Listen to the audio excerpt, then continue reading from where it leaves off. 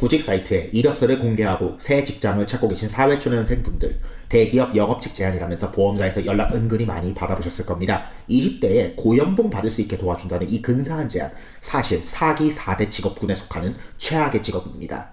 일명 차파리, 포파리, 부동산 중개, 그리고 마지막으로 보험팔이, 너무 불량하고 악질적인 불안전 판매를 많이 벌이다 보니 사기꾼 집단 직업군으로 분류가 됩니다.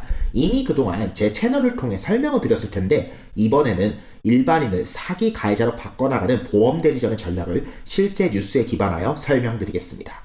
보험 대리점들의 직원 구인 방식은 간단합니다. 제가 고졸 학력자들을 비하하는 건 아님을 먼저 분명히 하겠습니다. 그러나 여러분들 모두가 아시다시피 명문대를 졸업한 전문직 직종, 예를 들면 의사나 변호사 또는 프로그램 개발자와 같은 직종 종사자들이 고연봉 직업군으로 분류가 됩니다. 근데 제가 유명 구인구직 플랫폼 알바몬에서 캡처해온 보험 영업인 모집 구인글을 한번 보겠습니다. 학력 무관 프리랜서를 뽑는데 고졸 막내가 월 평균 1,000만원을 번다고 글이 있습니다.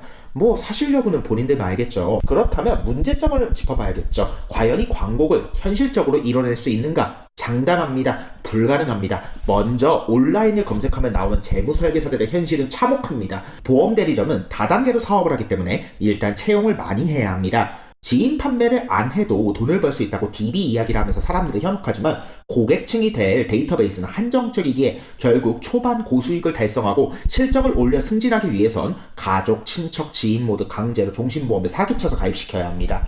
재무설계사는 일단 사무실에 들어가면 월 40만원씩 회사에 자릿세를 내야 한다는 후기까지 있을 정도입니다. 고정급여는 존재하지 않으며 대기업 로고가 박힌 명함주지만 대기업 소속은 아니고요. 사실은 보험사 영업 하청 대리점의 말단 영업사원일 뿐입니다. 말 그대로 취업하는 순간 고생길 시작입니다. 그러나 이미 시작한 순간 나는 반드시 고수익을 달성할 수 있다는 대리점 선배들의 말에 휘둘려 나도 모르게 사기를 치기 시작합니다. 가스라이팅의 효과는 이러합니다. 수십 명이 모여 파이팅을 외치면서 급여 인증샷과 실적 공개표를 보다 보니 세뇌되어 자신도 모르게 사기 집단의 노예로 전락하는 것입니다. 이렇게 사기 집단의 노예로 전락하면 결국 영화 퍼펙트 케어의 여주인공 로자몬트 파이크처럼 변합니다. 모든 선량한 사람들이 보험 가입을 시켜 돈을 뜯어내야 할 먹잇감으로 보이는 것입니다. 순수하고 어린 사회초년생, 자신과 또래의 사회초년생 지인들에게 목돈 저축이라 속이면서 종신보험을 팔기 시작합니다. 어느덧 본인은 인터넷에서 그렇게 욕먹는 보험팔이가 되고 수많은 고소와 불안전 판매 고발에 휩싸입니다. 대리점에서는 그에게 사직을 권고하고 할 줄 아는 건 영업밖에 없는 그는 결국 폰팔이, 차팔이 등 전전하면서 고수익 사기 직종만 하는 일명 양아치 분류에 들어가게 됩니다.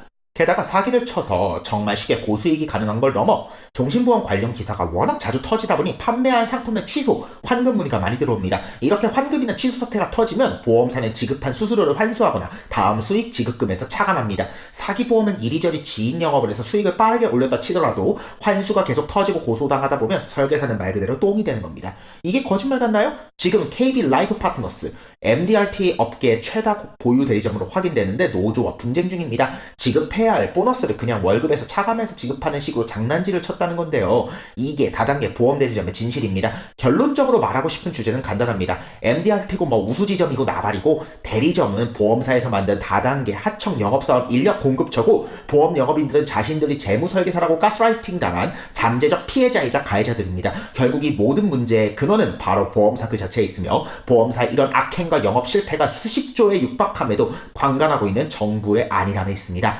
사실 재무설계사에 대해 할 말이 아주 많지만 구글에 검색하면 현실이 적나라하게 나오니 여기까지 하겠습니다. 이제 정부에서 손을 내서 수술할 때가 왔습니다. 만약 하지 않는다면 MDRT 본부가 미국 일리노이주에 있더라고요. 한번 미팅 스케줄을 잡고 피해자들의 탄원서와 뉴스 기사를 수집해서 보낼지 제가 고려해보겠습니다. 피해자들의 더 많은 목소리를 기다립니다. 시청해주셔서 감사합니다.